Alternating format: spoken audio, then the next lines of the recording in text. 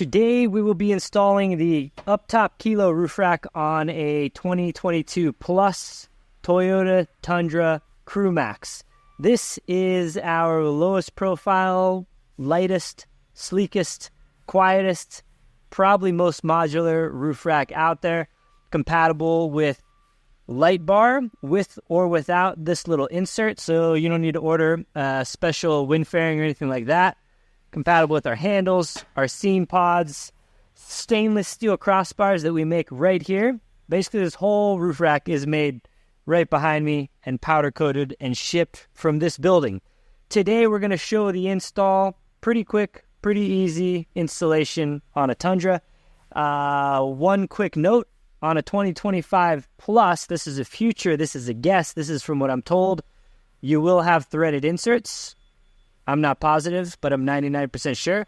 But anyway, on a 2022 to current 2024, you will have to drill the roof, but it's pretty painless. It's pretty effortless. We will hold your hand through the whole process. And yeah, show you start to finish how to install this roof rack. Let's get into it. So you get a bag with all your hardware. It is all labeled what it's for and does have these numbers as well. You'll see we got some red lettering on some of them that say VC3 required. That is this, basically thread locker. So this does technically, you should allow it some time to set up. So you can do this as the first step and it'll kind of set up and dry while you're working on everything else. So we set the bags here so you still know what they are. So you don't want to get them mixed up. And then really just smear some on the threads, the parts that will be actually going into the nuts. All right, so first step, this is optional but recommended. You can kind of tape off any area on the front. You're going to be resting and maybe tools will be scratching up against here. You could go on the other side of this rail if you wanted to, but we're just going to tape the front off right here.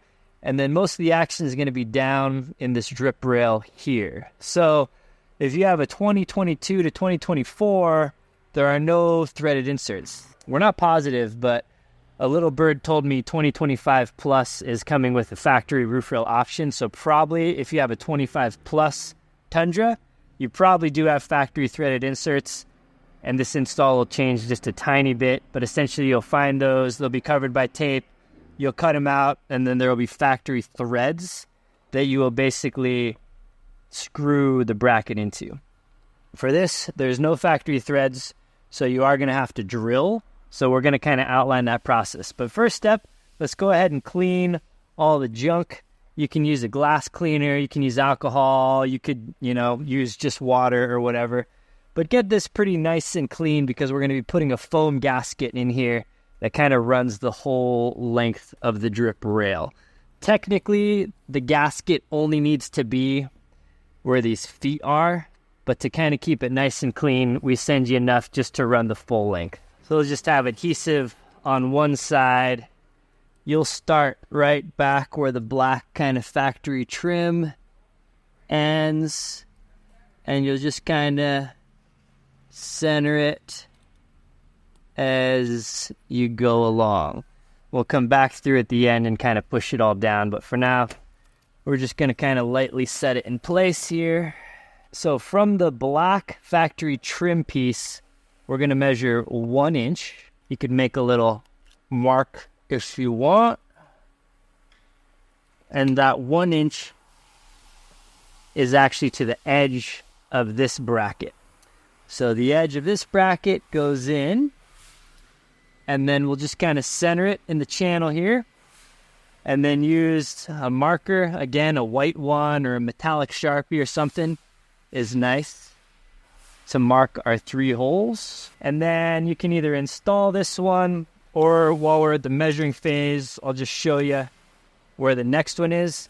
So from the edge of that bracket, we're going to go 31 inches. Make a little mark here. And that is where the edge of this bracket is going to sit. Same deal. We'll just kind of center it this bracket will flex a little bit once we install the rivets. We can mark our holes for now. So we're going to have 6 holes total per side. All right, so we do ship you 2 drill bits, kind of a pilot bit, and then the final hole size. The final hole size is 13/64. So if you have a step bit or something you want to use for that, you can. But we do ship you both bits. We also send you a stopper. This is really sized to the final bit, but technically it'll kind of work on the smaller bit too. You don't want to go, 3 inches down because we're not removing our headliner here. You don't need to. Just, you need to not over penetrate. So I'm putting the stopper on the pilot bit, and you can leave about 1 inch there. And then we'll just go ahead and pilot our holes.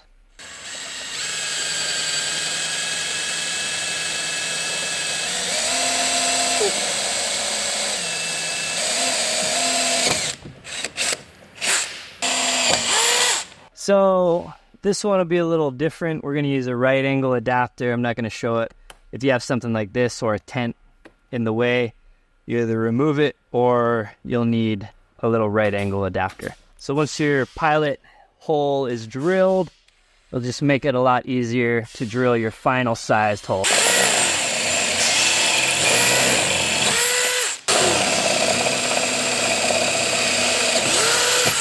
So we'll send you 4 of these brackets. They are identical, so it doesn't matter if it's this way or that. And then on the other side also, those will line up with your 3 holes. Obviously, that's what we use to template the holes.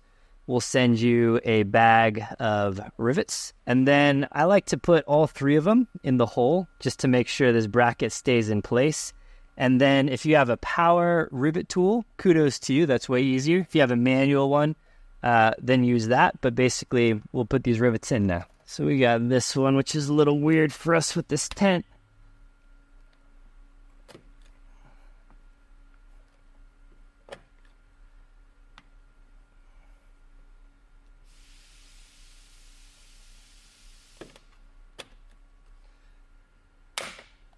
And then I like to work down the line. So start at an end, then do the middle, then do the other end. Here's the tool. I think we can actually use it in this one. Just in case you haven't seen it, very easy. Just like that. Yeah. So same deal, just like we did before, we'll do this. And then we'll also continue this process identical on the other side, so same measurements, the 1 inch and then the 31 inches, the same way to drill the holes. Everything is identical on the other side.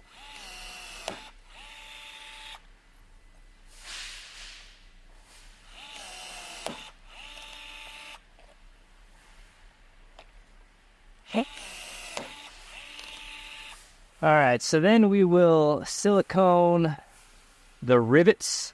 You don't need to do anything else because this foam gasket really seals everything else up underneath. So get it in the hole, and you can just kind of make a mound around the whole thing, honestly.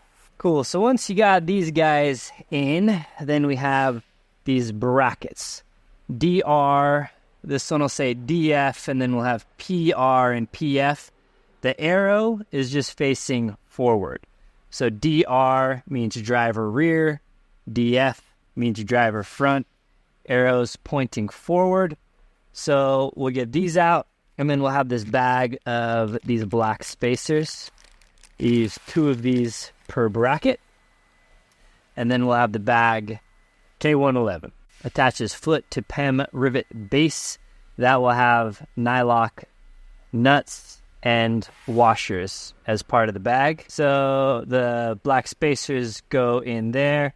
You'll see these are slotted for a little bit of adjustment in case you didn't drill these holes perfectly. So we get the washer on first, and then the flanged nylock nut. So go put those on. You can start tightening them. but don't tighten them all the way because we are going to want a little bit of adjustment here once we actually start putting the side panel on. Cool, so next we will get the side plate. These are side specific, so it should be self-explanatory. The longer portion faces forward and it wraps over the top. So this is the driver's side, and then we'll get K108, which is the rack body to mounting feet. These are 3/16 Allen, and these are bolts that just screw right in. There are PEM studs, so there's no nut or washer on these. These just screw right in. So this is where taping off the kind of top rail comes in handy. You can kind of hold it in place and just get one bolt started by hand. And this is where that little bit of adjustment comes into play.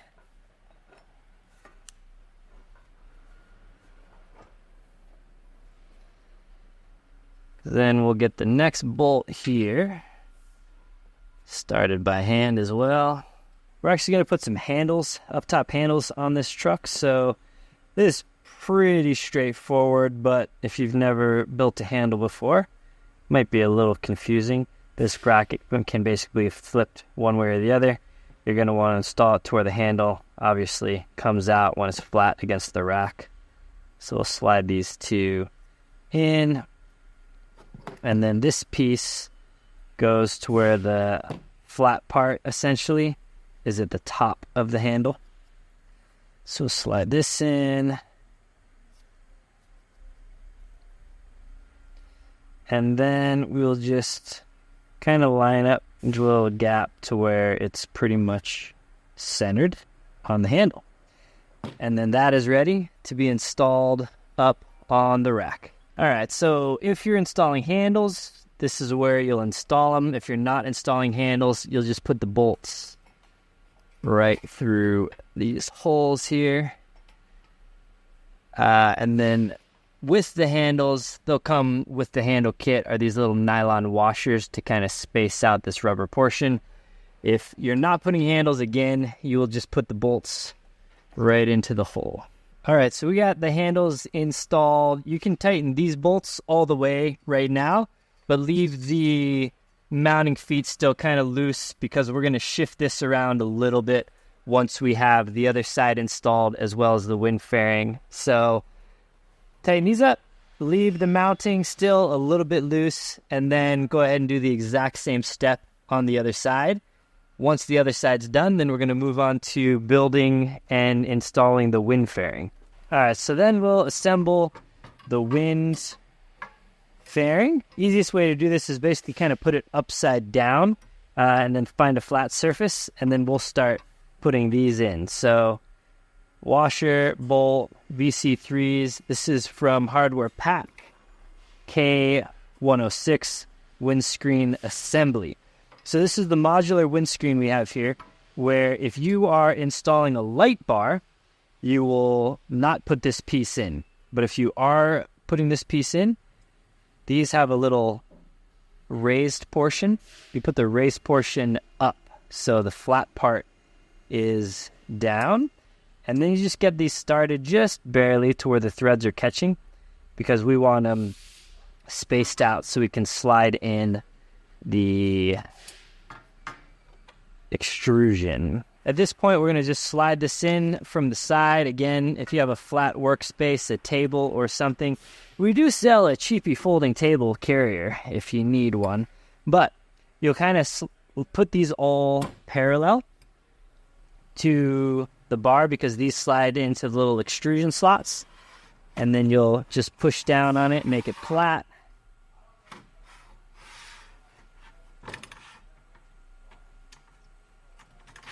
Just like so, and then basically flush that up there. Then we can flip it over and tighten these bolts down when it's flush. You can wait to tighten the bolts as well, because there is a little bit of adjustment that you can make once it's up there to kind of get the fit very perfect. So I'll usually tighten them later, but if you flush it up here, you can tighten them right now as well. Alright, so this is the one part of the process where it's definitely easier with two people. Can be done with one. I've done it by myself, but it's just a bit of a pain. So you'll get these, it was K107 is the hardware bag. And then you'll line up, there's basically threaded holes. And you'll thread these right into them.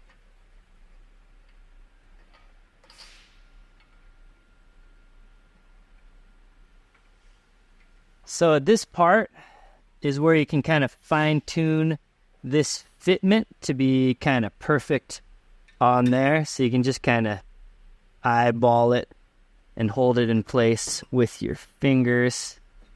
And then this side can come up a tiny bit and it'll be good.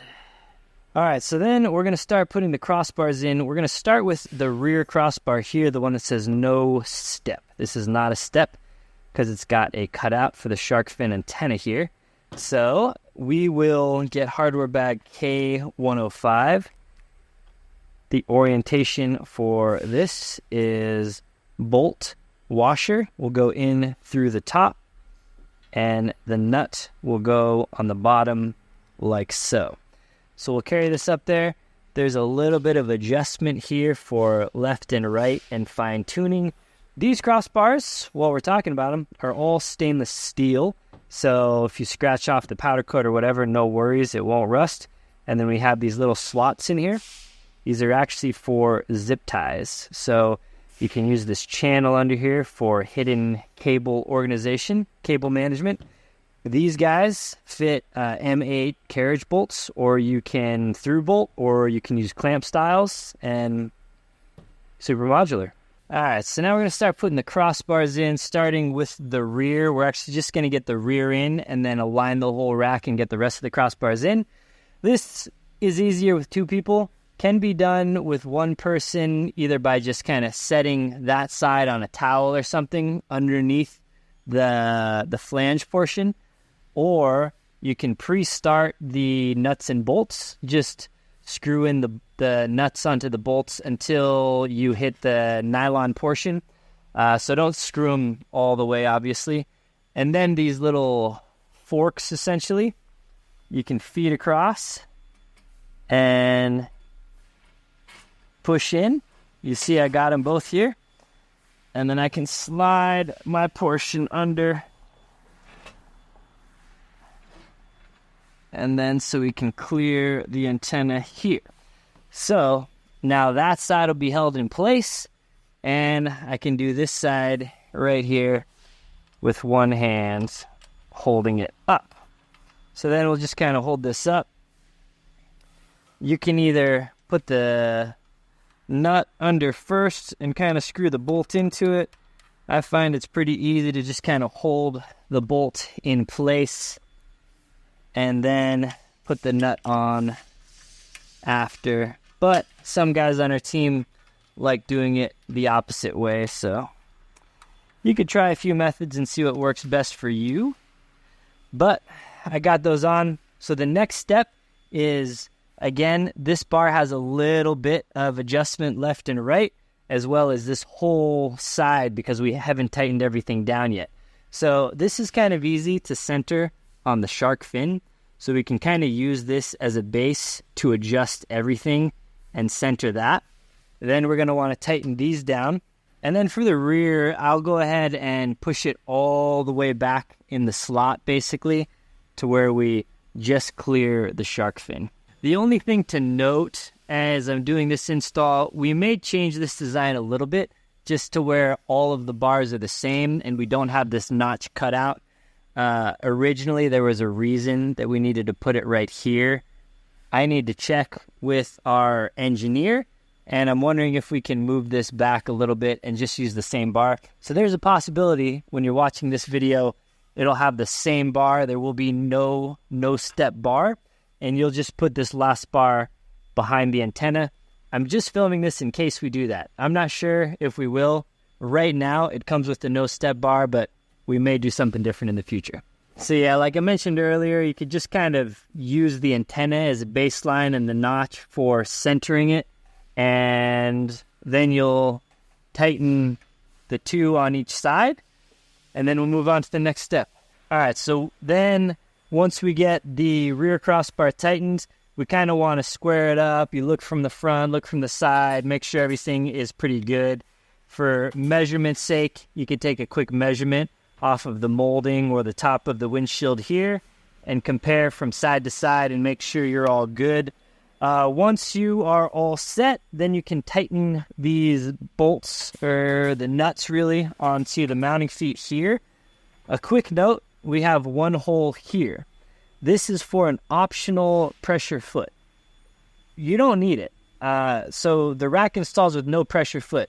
But in the event that you're running like 14 LP9s on the front of this thing and adding like 200 pounds or something, we do have an option to add a pressure foot here.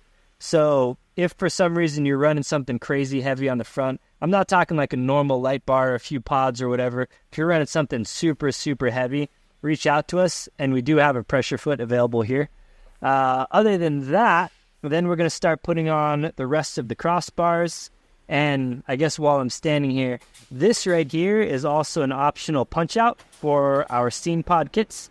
So there's 4 of them on each corner of the rack. And that basically angles a rock light out to kind of give you camp or scene lighting.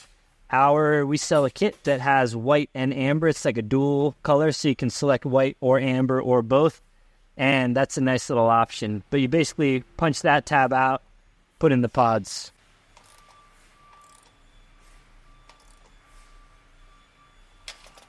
All right, so your next step is to install the rest of the crossbars. Again, once these are all tightened down, stainless steel crossbars will have zip tie cutouts. That's to run a little zip tie through. I think I mentioned this before, so you can hide your wiring.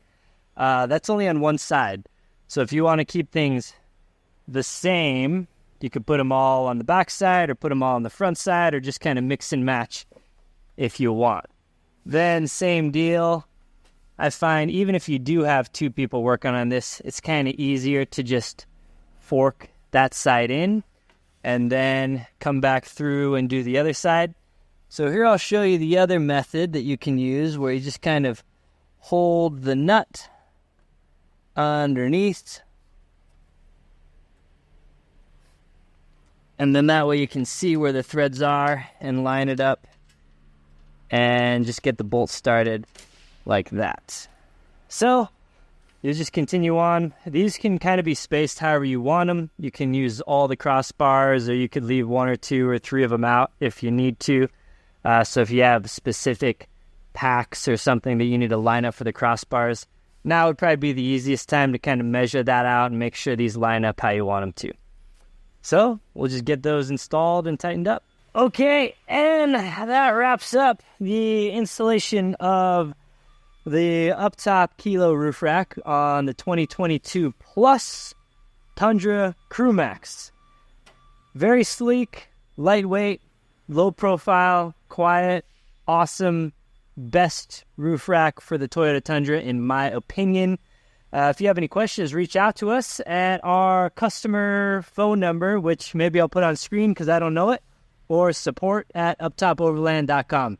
Thanks for watching. Leave a like.